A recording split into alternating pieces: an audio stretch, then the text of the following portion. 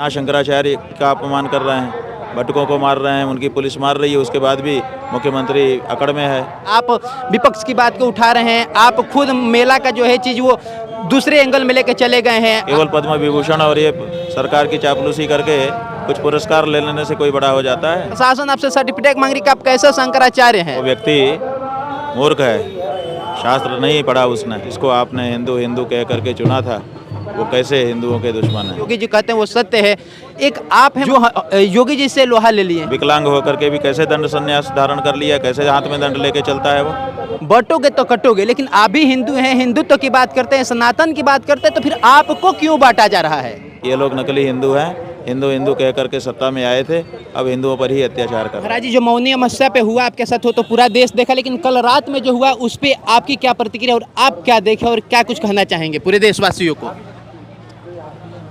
देशवासी देख रहे हैं आप लोगों के माध्यम से कि उत्तर प्रदेश की सरकार किस तरह से सत्ता के मद में चूर होकर संतों का, ब्रह्मचारियों का, भटकों का, महिलाओं का, वृद्धों का, यहाँ तक कि शंकराचार्य का अपमान कर रही है और घटना को सुधारने के बजाय उसको और बढ़ावा दे रही है। यही नहीं, बड़ी शांति की जहाँ पर हम बैठे हुए हैं उस स्थान पर भी अराजक तत्वों को भेजकर वातावरण को विषाक्त करने की चेष्टा की जा रही है और उसके बहाने पुलिसिया कार्रवाई करके यहाँ से सबको मार करके भगाने की योजना बनाई जा रही है। ये दुर्भाग्यपूर्ण है, लेकिन हम जनता से कह रहे हैं कि नज़र बनाए रखिए। आपको भी तो पता चले कि जिसको आपने हिंदू हिंदू कह करके चुना था वो कैसे हिंदुओं के दुश्मन हैं, वो कैसे हिंदू हैं।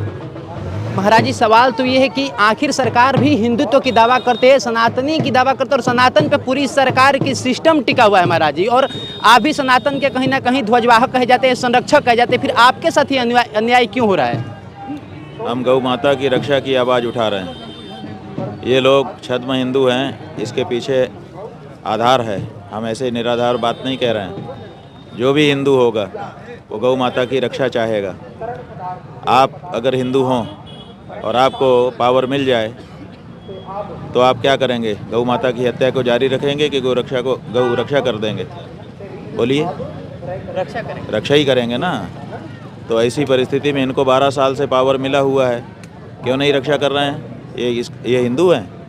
हिंदू होते तो पहले ही दिन कर देते। 12 साल लगातार सत्ता में रह करके भी अगर गौ माता की रक्षा जैसा कदम नहीं उठा पाए, ये कैसे हिंदू है? यहाँ शंकराचार्य का अपमान कर रहे हैं, भटकों को मार रहे हैं, उनकी पुलिस मार रही है, उसके बाद भी मुख्यमंत्री अकड़ में है।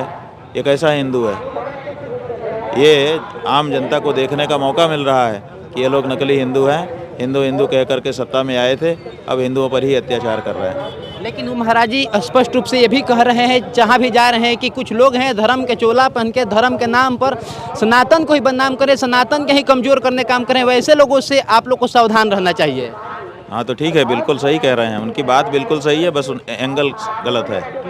उनकी बात सही ये है कि कुछ लोग ऐसे हैं जो सनातन का चोला पहन के हम लोगों के बीच में आए हैं और उनसे सनातन धर्म को खतरा हो रहा है। हमने बताया कि ये लोग हिंदू का चोला पहन के आए थे, गौ माता की रक्षा करेंगे, दे दीजिए।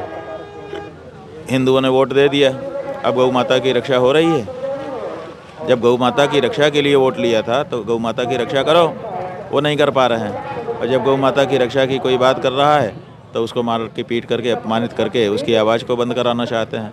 यही तो हैं ढोंगी, यही तो हैं पाखंडी, यही तो हैं जो जिनका कर्म अलग है और कथनी अलग है, कथनी करनी अलग है। जहाँ भी वो जिस राज्य में जाते हैं वहाँ पर एक दावा ठोकते हैं मुख्यमंत्री जी, और उनका बड़ा ट्रेंड करता वायरल होता है कि बटोगे तो कटोगे, लेकिन आप भी हिंदू हैं, हिंदुत्व की बात करते हैं, सनातन की बात करते हैं, तो फिर आपको क्यों बांटा जा रहा है? देखो, बटोगे तो कटोगे एक अलग बात है, लेकिन अगर गलत लोगों को अपने बीच में रखोगे तो कटोगे, तो मरोगे। अगर आपके शरीर में विष आ जाए और आप उसको शरीर से बाहर ना निकालें तो आप मर जाएंगे। आप हिंदुओं के बीच में, सच्चे सनातनियों के बीच में छद्म हिंदुत्व वाले लोग आ गए हैं। अगर इनको निकाल के बाहर नहीं किया तो पूरे हिंदू समाज को समाप्त हो जाने का खतरा उत्पन्न हो गया है। इसलिए हिंदू समाज को अपने अंदर आए ढोंगी पाखंडी को निकाल करके बाहर करना चाहिए। तमाम साधु संत हमेशा योगी जी के समर्थन में रहते हैं, उनके बातों को कहते हैं योगी जी कहते हैं वो सत्य है। एक आप हैं महाराज जी जो योगी जी से लोहा ले लिए हैं, लेकिन आपको लग रहा है कि आप टिक पाएंगे? आप ऐसा है कि हम लोगों ने इतिहास पढ़ा है। इतिहास ये बताता है कि सत्य में शक्ति होती है, वो कभी पराजित नहीं होता है। हाँ, असत्य में भी शक्ति होती है, लेकिन केवल परेशान करने तक की शक्ति होती है। पराजित करने की शक्ति तो सत्य में ही होती है। तो इसीलिए हमको विजयी बनना है, इसीलिए हमने सत्य को पकड़ रखा है। उन्होंने असत्य को पकड़ा है, उनके अंदर परेशान करने की शक्ति है, वो परेशान कर रहे हैं, लेकिन जीत नहीं सकेंगे। जीतेगा तो सत्य ही जीतेगा। पाखंड, झूठ ये कभी नहीं जीतता है, आज तक नहीं जीता इतिहास में कभी भी, तो अब क्या जीत जाएगा। इसलिए उन्होंने पाखंड को पकड़ रखा है, उनका पाखंड ही हारने वाला है, जीतेगा तो सच। बस एक दो और सवाल है, आप पे भी सवाल उठाया जा रहा है कि आप विपक्ष की बात को उठा रहे हैं, आप खुद मेला का जो है चीज़ वो दूसरे एंगल में लेके चले गए हैं, आप इस चीज़ को ख़त्म कर सकते हैं। लोग आप पे भी सवाल उठा रहे हैं महाराज जी। बात यह है कि जो लोग ये पक्ष विपक्ष की बात कर रहे हैं वो राजनीतिक लोग हैं। हम किसको पक्ष माने, किसको विपक्ष माने? हमारा तो सिद्धांत है कि जो हमारी गाय की रक्षा करे वो हमारा भाई है, जो हमारी गाय को ना रक्षा कर सके वो कसाई है। तो ऐसी कसौटी पर जब हम कसते हैं तो भाजपा भी तो गौ हत्या को बढ़ावा ही दे रही है। कैसे हमारा भाई हो सकती है, कैसे हम उसके साथ जा सकते हैं? इसलिए हमारी कसौटी पे हम कस करके देखेंगे कौन पक्ष है कौन विपक्ष है। आज की तारीख में कोई पक्ष नहीं है। कांग्रेस ने भी गौ माता की हत्या की है, सपा बसपा के रीजन में भी गौ हत्या हो रही है, भाजपा के रीजन में भी गौ हत्या हो रही है। कौन पार्टी है जो गाय के लिए खड़ी है, बताओ ना, जिसको हम अपना पक्ष कहें? कोई पक्ष नहीं है, सब विपक्ष हैं। हम बिल्कुल विपक्ष में खड़े हैं, लेकिन ये विपक्ष का मतलब ये नहीं कि सत्तारूढ़ पार्टी का विपक्ष।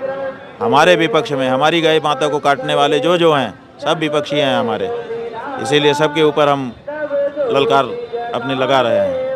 अभी तक लोग ये समझ पा रहे थे कि आपके समर्थन में अखिलेश यादव या फिर तमाम विपक्षी पार्टियां, लेकिन अभी जो आप बोले कि या पहले भी आप बोलते आ रहे कि कोई मेरा सगा नहीं है, सब ने आपको दुख दिया है, आपके बातों की अवहेलना सब ने किया है। लेकिन अखिलेश यादव कह रहे हैं कि अगला साल चुनाव है, उससे पहले नकली सनातनियों का पोल खोल दिया महाराज जी ने। हाँ, तो पोल तो खुल गई है, बात बिल्कुल सही कह रहे हैं। नकली सनातनियों की पोल खुल गई है। जनता अब काफ़ी हद तक ये जान चुकी है कि ये लोग छद्म सनातनी हैं, वास्तविक सनातनी नहीं है। अगर वास्तविक सनातनी नहीं होते तो इनके पास गौ माता की हत्या को बढ़ावा देने का कोई कारण नहीं था। ये गौ माता की हत्या को रोकते, लेकिन गौ माता की हत्या को न रोकने के कारण अब ये साफ हो गया कि ये नकली हिंदू हैं, असली हिंदू नहीं हैं। और अब जनता कह रही है कि शंकराचार्य जी से सर्टिफिकेट हमें अब तुम सर्टिफिकेट दो कि तुम असली हिंदू हो। अगर असली हिंदू हो तो गौ माता की हत्या जो हो रही है उसकी बंदी का कानून बना करके उसको लेके हमारे पास आओ, वही तुम्हारे हिंदू होने का सर्टिफिकेट होगा। अगर वो नहीं ला पाए तो हम तुमको नकली हिंदू समझेंगे और तुमको ठुकरा देंगे। पूरा देश इस बात पे भी कंफ्यूज है कि जहां प्रधानमंत्री से मिलते हैं या फिर आमना सामना होती है, झुक के प्रणाम करते हैं मोदी जी और आप उनको माला भी पहनाते हैं। दूसरी तरफ उन्हीं के शासन में या फिर उन्हीं के सत्ता में बैठे लोग आपसे सर्टिफिकेट मांगते हैं। लोग कंफ्यूज हो चुके हैं कि आखिर मोदी जी प्रणाम करें और प्रशासन आपसे सर्टिफिकेट मांग रही कि आप कैसे शंकराचार्य हैं। इसी से पता चलता है ना कि इनके भीतर लड़ाइयाँ चलती रहती हैं। मोदी अलग रास्ते अलग तरफ इंजन लेके जाते हैं, ये अलग तरफ इंजन लेके जाते हैं। इनकी लड़ाई तो सर्वविदित है, अंदर ही अंदर लड़ते रहते हैं लोग, एक दूसरे के विरुद्ध कार्य करते रहते हैं। ये बात का पता इसी से तो चलता है। उप मुख्यमंत्री भी आपको भगवान का दर्जा दिए, भगवान बोले और आपसे आग्रह किए कि आप अनशन तोड़ दीजिए, लेकिन मुख्यमंत्री जी अभी तक कुछ ऐसा बोले नहीं। इसी से पता चलता है कि बीजेपी में दो तरह की विचारधारा चल रही है, एक तानाशाही की विचारधारा और एक लोकतांत्रिक विचारधारा। लोकतांत्रिक विचारधारा का प्रतिनिधित्व मौर्य ने किया और ये तानाशाही की रहनुमाई ये कर रहे हैं। दो तरह की विचारधारा अंदर अंदर चल रही है। जो तानाशाह हैं वो ऊपर आ चुके हैं, जो लोकतांत्रिक विचार वाले नेता हैं उनको दबा दिया गया है।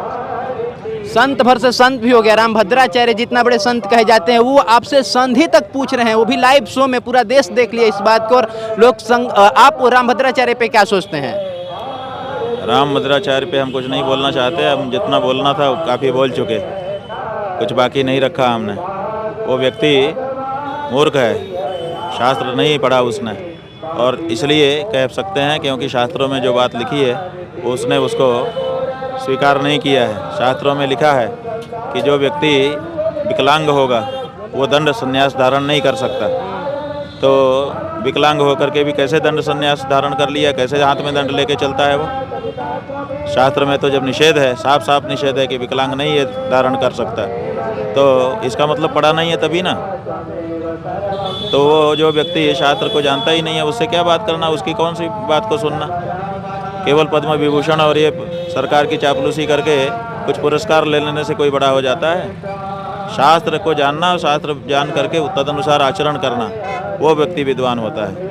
केवल पंक्तियां जानने से कोई विद्वान नहीं होता है। शास्त्रों के अनुसार जीवन बनाना पड़ता है। जिसका जीवन शास्त्रमय होता है इस संसार में जनता उसी का आदर करती है। बस आखिरी सवाल, आपके पद, आपके प्रतिष्ठा, आपके नाम और आपके इन सभी चीज़ों की क्षति हुई है?